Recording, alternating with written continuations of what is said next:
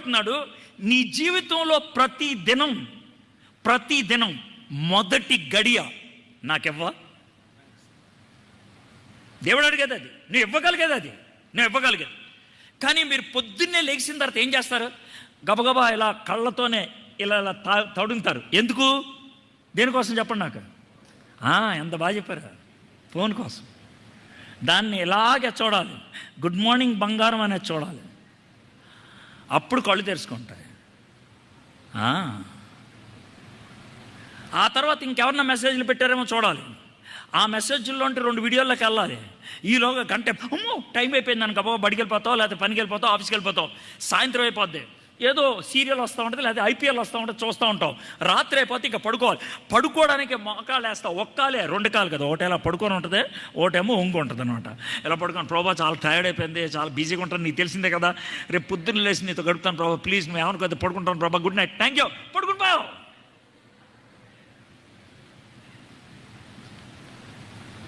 అయిపోయింది. దేవుడికి నువ్వు డబ్బులు ఇవ్వలేకపోవచ్చు, కానీ దేవుడికి తొలి ముద్దు ఇవ్వగలుగుతావు ప్రతిరోజు. తొలి ముద్దు దేవుడికి, తొలి గడియ దేవునికి, శ్రేష్టమైంది దేవుడికి. ఐ లవ్ యూ అని దేవుడికి చెప్పు మొదట, ఆ తర్వాత దినం నీది. ఎంత బాగుంటుంది. ఈ సారేపతి విధవరాలు తొలి రొట్టె ఏలియాకి ఇచ్చింది, ఆ తర్వాత వర్షం వచ్చేదాకా దేవుడు పోషించాడు. తొలి ముద్దు తొలి గడియ దేవునికి. ఆ రోజు దేవుడు నిన్ను పోషిస్తాడు, వాక్యంతో పోషిస్తాడు, ఆలోచనతో పోషిస్తాడు, ఐడియాతో పోషిస్తాడు, కాపుదలతో పోషిస్తాడు. He will lead you. Yes, ఖచ్చితంగా చెప్పగలను నేను, ఖచ్చితంగా. సరే, అయిపోయింది. యెహోవా ఏలియా ద్వారా సెలవిచ్చిన ప్రకారం తొట్టిలో ఉన్న పిండి తక్కువ కాలేదు, బుడ్డిలో ఉన్న నూనె అయిపోలేదు. మనోడు పైన మిద్ది మీద ఉండేవాడు. మిద్ది అంటే ఏంటంటే హౌస్ ఉంటుంది, కట్టెలు పెట్టి పేడ వేసి అది ఒక ఫ్లోర్ లాగా చేస్తారు, పైన ఉంటాడు మనోడు. నీకు ఎవడు చెప్పాడు అని అడగొద్దు, తర్వాత ఉంది. దానికి మెట్లు బయటకు ఉండేది, నువ్వు వెళ్ళి చూసి వచ్చావా అని అడగొద్దు, అది కూడా ఉంది అక్కడే. అయితే తర్వాత తెలుసుద్ది, మెట్లు బయటకు ఉండేది, ఇంటి బయటికి. మనోడు మెట్లకి పైకెక్కి మంచం వేసుకొని పడుకునేవాడు. ఎవరు? ఏలియా. మంచం ఉందా నువ్వు చూసావా? ఉంది, అది కూడా మొత్తం డీటెయిల్స్ ఉన్నాయి, నేను పదే చదివాను కూడా చెప్తాను. సరే, మంచం వేసుకొని వాడు పడుకునేవాడు. రోజు పొద్దున్నే, అయ్యా ఏంటమ్మా ఇక రొట్టె, 3-4 రోజులు వేస్తున్నాను. అయ్యా ఏంటమ్మా కొంచెం డల్గా ఉన్నా, ఏం లేదయ్యా చిన్న మానవే. ఏంటమ్మా మరి రోజు 3 రొట్టెలు చేస్తున్నానయ్యా, ఫస్ట్ రొట్టె నీకు ఇస్తున్నానయ్యా, 2వ రొట్టె మా వాడికి ఇస్తున్నానయ్యా, 3వ రొట్టె నేను తింటున్నానయ్యా. అయితే ఈ 3 రొట్టెలు చేసేప్పుడు పిండి అయిపోతుందయ్యా, ఈ 3 రొట్టెలు చేసేప్పుడు నూనె అయిపోతుంది అంటే తర్వాత రోజు రావట్లేదు, వచ్చేస్తుంది తర్వాత రోజు ఖచ్చితంగా వచ్చేస్తుంది. మరి ఇంకేంటి బాధ? అలా కాదయ్యా, కొంచెం టెన్షన్ ఉంటుందయ్యా. ఏం చేయమంటావు? దేవుడితో కొంచెం చెప్పాయా. ఏం చెప్పంటావు? ఒకసారి డబ్బాడు పిండి ఇచ్చేమనయ్యా, ఒకసారి 2 లీటర్లు నేను ఇచ్చేమనయ్యా, నేను జాగ్రత్త పడతాను అంటే మనం నవ్వుతాడు. ఎందుకు నవ్వుతాం అంటే, నేను కూడా ఇలాగ అడిగి ఒకసారి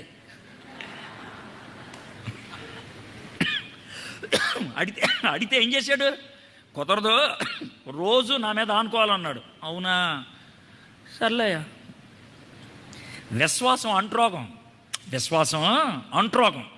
విశ్వాసం కరోనా కంటే బలంగా ఫాస్ట్గా వెళ్తుంది. నీకు విశ్వాసం ఉంటే ఆ విశ్వాసం వేరేవాడికి కూడా అంటుకుంటుంది. ఏలియా విశ్వాసం ఆవిడకి అంటుకుంది. సర్లే, డిపెండ్ అవుతా అన్నది. ఇలాగా నడిచిపోయింది 1 సంవత్సరం.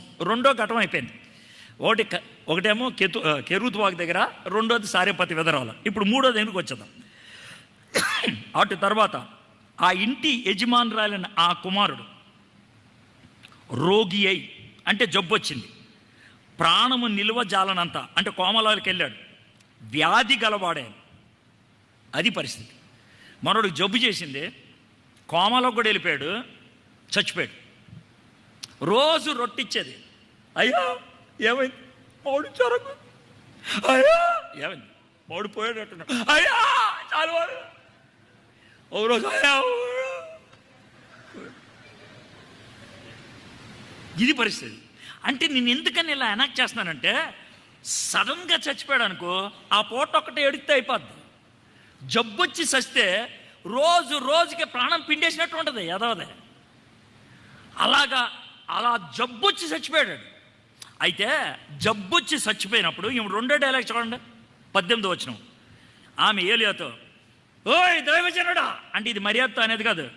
ఇప్పుడు కొంతమంది హిందూవాదులు పాస్టర్ అంటారు, అది మర్యాద ఏం కాదు, ఎటకారం. ఇది కూడా అంతే అనమాట. ఓ దైవజనుడా, నా యొద్దకు నువ్వు రానిమిత్తమేమి? నా పాపం నాకు జ్ఞాపకం చేసి నా కుమారుని చంపుటికై నా వద్దకు వచ్చిదివా అని మనవి చేసింది. ఎందుకు వచ్చారు మా ఇంటికి?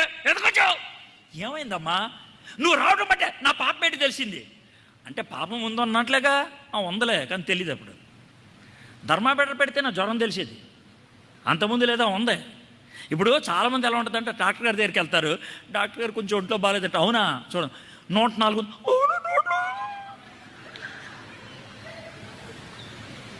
ఆడికి ఎంత ఉందో తెలిసిందా టెన్షన్ స్టార్ట్ అవుతే. అంతకుముందు ఉండదు.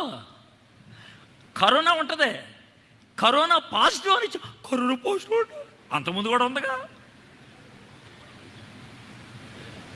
అంటే జాగ్రత్త వినండి, ఏలియా ఆ పాలిట కరోనా డిటెక్టర్లు అంటాడు, థర్మామీటర్లు అంటాడు. ఏలియా నీతిగా జీవిస్తున్నాడు కాబట్టి, ఏలియా దేవునికి దగ్గరగా జీవిస్తున్నాడు కాబట్టి ఈమె పాపం బయటపడింది. ఎలాగా? ఈమె రొట్టిచ్చేది ఎవరు? యెహోవా దేవుడు. ఈవిడ ప్రార్థన చేసేది ఎవరికి? బయలుదేవతకి. అర్థమైంది. అప్పుడు రొట్టిచ్చేది యెహోవా, బయలుదేవతకి నేను ప్రార్థన చేస్తున్నాను, అందుకే నాకు కొడుకు పోయాడు. ఈడు వచ్చాడు, ఇది నాకు తెలిసింది. అయితే మీకు చిన్న డైలాగ్ వేస్తాను, జాగ్రత్త వినండి. కుర్రోళ్ళు అమ్మాయిలు జాగ్రత్త వినండి. మీకు చాలామంది హిందూ ఫ్రెండ్స్ ఉంటారు కదా, మీకు చాలామంది ముస్లిం ఫ్రెండ్స్ ఉంటారు కదా, మీకు చాలామంది అన్బిలీవింగ్ ఫ్రెండ్స్ ఉంటారు కదా. ఈ టెస్ట్ మీరు జాగ్రత్త పెట్టుకోండి. మీ ఫ్రెండ్స్ మీతో కంఫర్టబుల్గా ఉండగలుగుతున్నారంటే, మీ ఫ్రెండ్స్ మీతో ఎలాంటి సమస్య లేకుండా, జంజట్ లేకుండా ఉండగలుగుతున్నారంటే, నువ్వు విశ్వాస జీవితంలో లేవు అని అర్థం.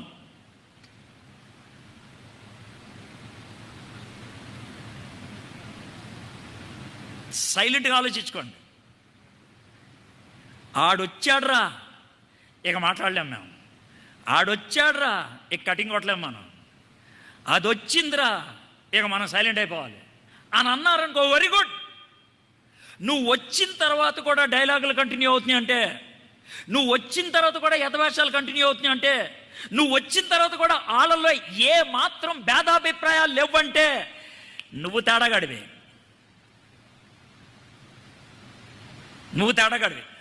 దానియేలు ఇతరుల గుండెల్లో రైలు బండే కూర్చున్నాడు, అందుకే చంపేద్దాం అనుకున్నారు. షడ్రక్ మెషక్ అబేద్నెగోలకి సేమ్ లెవెల్ ఆఫీసర్కి తలకాయ నొప్పి అయింది, అందుకే చంపేద్దాం అనుకున్నారు. నిన్ను ఇతరులు సేమ్ లెవెల్లో చూడకూడదు. 10 మంది లంచం తీసుకునేవాడు ఉంటే 11వ వాడు లంచం తీసుకున్నాడు అనుకో, 10 మందికి టెన్షన్. నువ్వు టెన్షన్ కలిగించట్లేదంటే నీలో విశ్వాసం లేదని అర్థం, పవిత్రత లేదని అర్థం. సరే, ఈయనున్నాడు, ఆవిడలో గుండె రాయలు బయలుదేరి.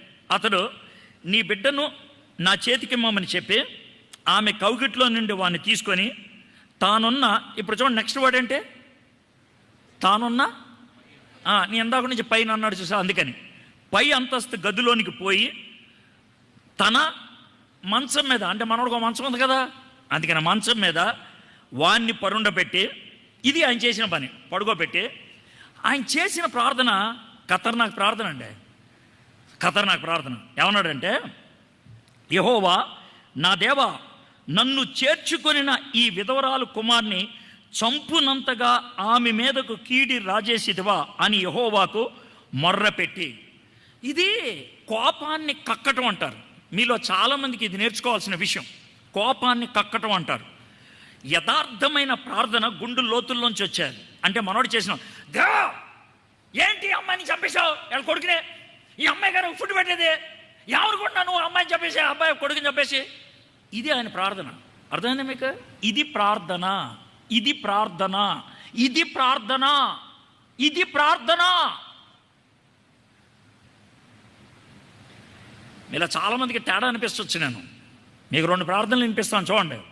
నా దేవా ఎడిపోయావు. ఇది ప్రార్థన కాదా? ఎవరు చేశారు ఈ ప్రార్థన? యేసయ్య శిలువ మీద నా దేవా ఎందుకు నా చేయి విడిచావు? ఒరిజినల్ లాంగ్వేజ్ ఎలా ఉండదు? నా దేవా ఎడిపోయావు, నన్ను వదిలేసేవిటి. ఇది ప్రార్థన. ఇంకో ప్రార్థన చెప్తాను, నాకు ఇష్టం లేదు, ఇంకో పద్ధతి చూసుకో. ఇది గెత్సెమనే తోటలో ప్రార్థన.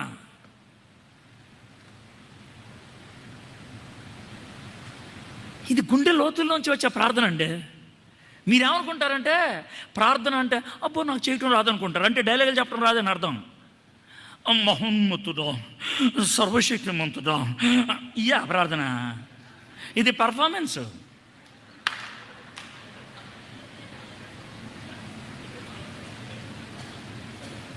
అది పర్ఫార్మెన్స్ సార్. ఇది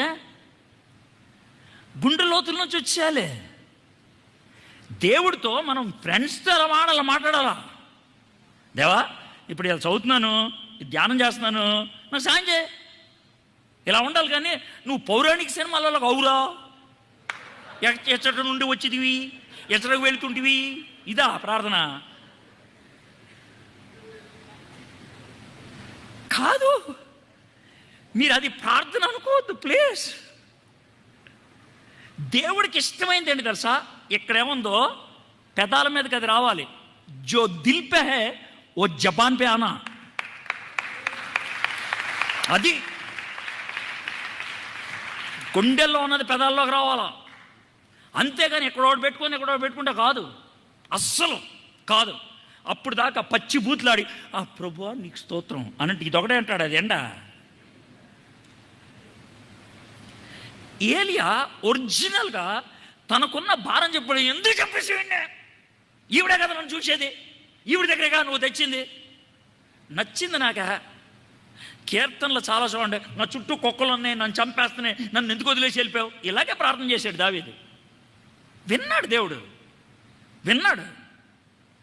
అబ్రహాము దేవుడితో వాడు 50 మంది నీతిమంతులు కూడా చంపేస్తావా అన్నాడు. అలాగే మనోడు ఎవరు దేవుడు కొంచెం లేరు. అబ్రహాం పోనీ 45 ఉంటే లేరు. అబ్రహాం పోనీ 40 ఉంటే లేరు. 40 కూడా లేరా? పోనీ 30 ఉంటే మనోడు కొంచెం సౌండ్ తగ్గిస్తాడు. లేరయ్యా. పోనీ 20 ఉంటే కోపం తెచ్చుకోతే ఇంకొకసారి లాస్ట్ పేరు 10 మంది ఉంటే లేరయ్యా. నీకు అర్థమవుతుంది? అదే సోబరయ్య. అది ప్రార్థన అంటే. అది ప్రార్థన అంటే అర్థమైందా? ఇక మోషే దేవుడి దగ్గరికి ప్రార్థన చేసాం. దేవా వీళ్ళను కనుక చంపేస్తే నా పేరు కూడా తీసి పడేసాయి జీవగ్రంథంలో ఇలాగన్నాడు. అసలు ప్రార్థనలాగా ఉండదు తెలుసు, అది కొట్లాటలాగా ఉంటుంది. గర్ల్ ఫ్రెండ్తో కొట్లాడినట్లే. అంటే మీకు ఆ లాంగ్వేజ్లో చెప్తే బాగా అర్థమవుద్దండి. అలాగా దేవుడితో మాట్లాడుతామంట. చాలా సన్నిహితం అయిపోతే అలా కొట్లాడతాం మనం.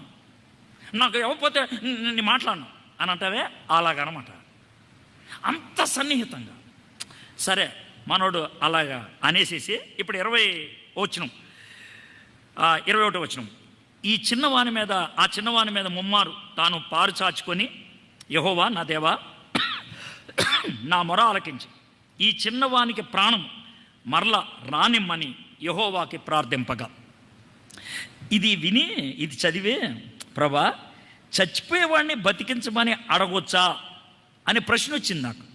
అయితే మీకు ఒక చిన్న విషయం చెప్పాలి. నేను కావాలని ఇది ఎతికి డేట్తో సహా చెప్దాం అనేసి నేను ఆలోచిస్తాను. 1540లో మార్టిన్ లూథర్, ఇది మన దిద్దుబాటి కారకుడు అన్నాడు మార్టిన్ లూథర్. ఆయనకి ఫ్రెడ్రిక్ మైకోనియస్ అనే అసిస్టెంట్ ఉండేవాడు. అతనికి టైఫాయిడ్ వచ్చింది, నువ్వు రెస్ట్ తీసుకో అని చెప్పాడు. హాస్పిటల్లో ఉండి చివరిగా ఉత్తరం రాశాడు. మార్టిన్ లూథర్ గారు నన్ను క్షమించాలి, నేను చచ్చిపోతున్నాను, మీ పని పూర్తి కాకముందే నేను వెళ్ళిపోవాల్సి వస్తుంది, ఇంతకాలం నాకు అవకాశం ఇచ్చారు, మీకు వందనాలు, అయితే చచ్చిపోతున్నాను, నన్ను క్షమించాను అని ఉత్తరం రాసి పంపించాడు. మార్టిన్ లూథర్ గారు ఉత్తరం చదివంట ఉత్తరాన్ని పళ్ళు కొరుకుతూ నలిపేసి అవతలేసి, దేవా వాడు చచ్చిపోతే నేను ఏం చేయాలి? ఇలాగే అన్నాడంట. వాడు చచ్చిపోతే నేను ఏం చేయాలి? ఇంతకాలం వాడిని తరబీదు చేసి ఇక్కడ స్థాయికి తెచ్చాను, వాడు వెళ్ళిపోతే నేను ఇప్పుడు ఏం చేయమంటావు? చూడు చెప్తాను దేవా, ఆడు సావడానికి వెళ్ళలేదు. ఆడి చావు కబురు నా చెవులో పడకూడదు. ఆయన గట్టిగా అరిచేసి ఉత్తరం రాసి అదే ప్రార్థన పంపించాడంట. ఇల్లి అన్నాడు. వీడు పాపం భయపడిపోయి వెళ్ళిపోయాడు ఉత్తరం పట్టుకొని. ఆ ఫ్రెడ్రిక్ మైకోనియస్ అనే ఆయన కోమాలోకి వెళ్ళిపోయి హాస్పిటల్లో పడిపోయాడు. సార్ ఫ్రెడ్రిక్ మైకోనియస్ గారికి ఉత్తరం ఏమొత్తరం వాడు పోయాడు అని అన్నాడు. అంటే మార్టిన్ లూథర్ గారు పంపించారు. ఆయన అసలే ముక్కోపి ఎందుకు వచ్చిన తనలో పని నెమ్మదికి వెళ్ళి ఆ ఉత్తరం తీసుకెళ్ళి దీని పక్కన పెట్టి వచ్చాడంట. ఓ పావుగంట దాకా లేచాడంట మనోడు. కోమాలోకి వెళ్ళిన వాడు లేచి ఉత్తరం చదువుకున్నాడంట. చరిత్రలో జరిగిన విషయం ఏంటి తెలుసా? మనోడు 1546 దాకా సావాల, 6 ఏళ్ళు బతికాడు ఫ్రెడ్రిక్ మైకోనియస్. ఇంకో విచిత్రం చెప్పంటావా? ఫ్రెడ్రిక్ మైకోనియస్ చచ్చిపోవడానికి 2 నెలల ముందు మార్టిన్ లూథర్ చచ్చిపోయాడు. మార్టిన్ లూథర్ ఫ్రెడ్రిక్ మైకోనియస్ యొక్క చావు కబురు వెన్లా. అంటే నేను ఏం చెప్పదలుచుకున్నా అంటే, సార్ ఇప్పుడు మా తాతగారు చచ్చిపోయారు లీవ్ అంటే లేస్తాడంటే లేస్తాడు లేదని నాకు తెలీదు. ప్రార్థన చేయడం తప్పేం కాదు. ఏదైనా అడుగు బాయ్, ఏదైనా అడుగు, నువ్వు ఏదైనా అడుగు, తప్పలేదు. కానీ అడిగినప్పుడు అనవసరమైన షరతులు పెట్టు. నువ్వు నాకు ఇగిపోతే దేవుడు కాదు, రేపుట్లో ఇగిపోతే కనుక నీ అంతు చూస్తా, ఇలాంటి డైలాగ్ లేదు. అడుగుతున్నా అప్కా మర్జీ యార్. మనం యార్ని అడుగుతాం కదా, యార్ आपका मर्जी यार, आपको पसंद है तो दे दो, नहीं तो आपका इच्छा. బస్ ఉర్దూలో మాట్లాడు, హైదరాబాద్ తెలంగాణ భాష మాట్లాడు, దేవుడికి నచ్చుద్ది. ప్రార్థన అనగానే మహూతుడా సరు. ఈ కొంతమంది ప్రార్థన చేయరా అంటే నాలిక మడత పెట్టి నీకు స్తోత్రం ప్రభు అంటాడు. మామూలుగా అయితే మామూలుగానే ఉంటుంది అది. నేనెన్నా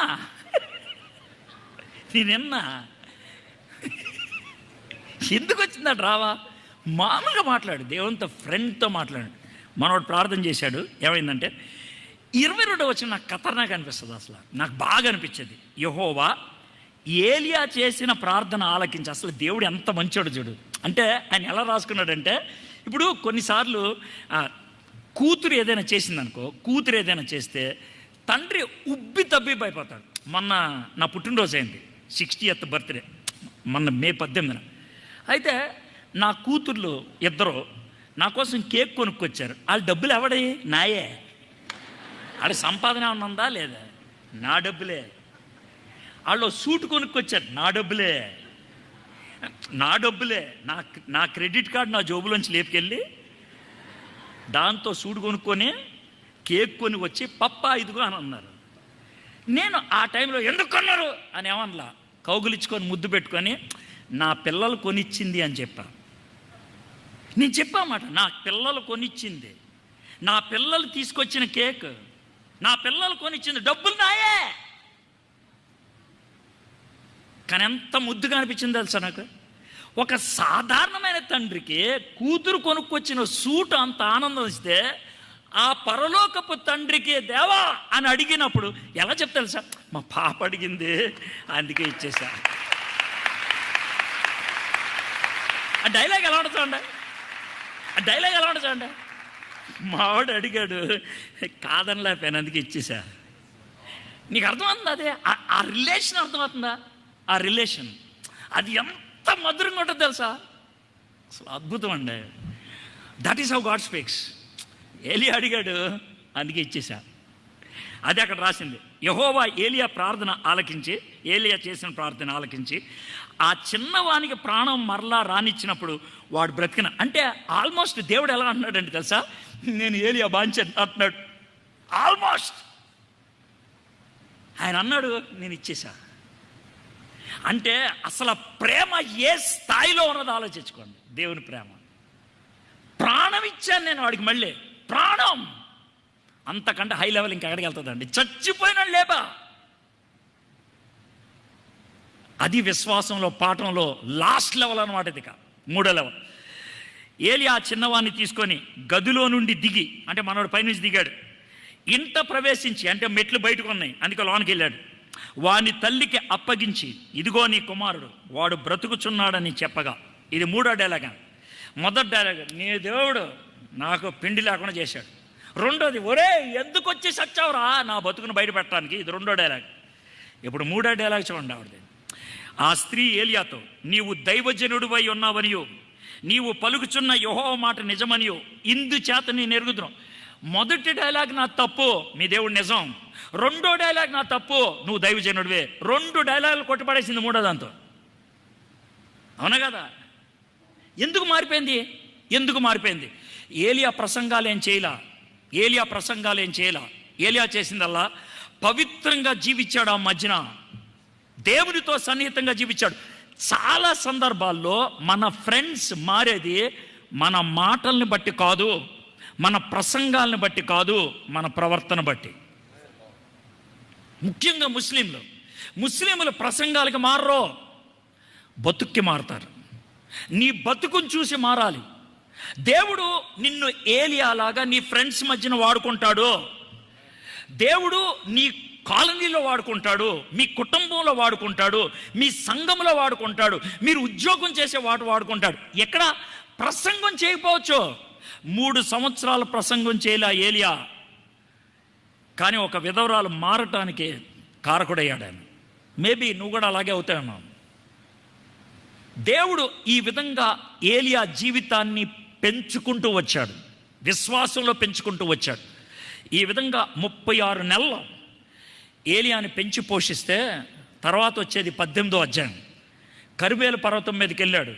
850 ప్రవక్తలు ఆహాబు ఉంటే రోజంతా వాళ్ళు ప్రార్థన చేసిన తర్వాత చివరి సాయంత్రం ఆయన నైవేద్య సమయంలో నీళ్లు పోసి ఆ జంతువు మీద ప్రార్థన 36 పదాల ప్రార్థన చేస్తే ప్రార్థన ముగియక ముందే ఆకాశం నుంచి అగ్ని కురిసింది. ఇది తర్బీద్, ఇది ట్రైనింగ్, ఇది శిబిరం. విశ్వాసపు బడిలో విశ్వాసం అనే పాఠాన్ని నేర్చుకోవడానికి దేవుడు వాడుకున్నాడు. ఏలియా అద్భుతమైనటువంటి ప్రవక్తగా మారాడు. అయితే యాకోబు మాట అన్నాడు. ఈ మాట చెప్పి నేను ముగిస్తాం.